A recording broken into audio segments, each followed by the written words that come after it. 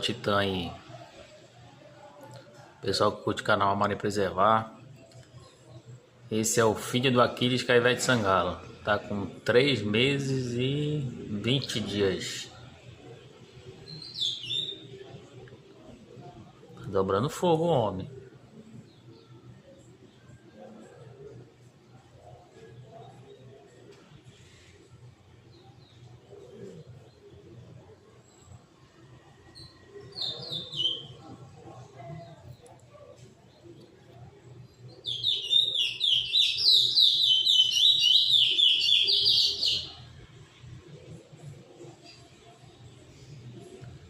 Será que deu bom aí?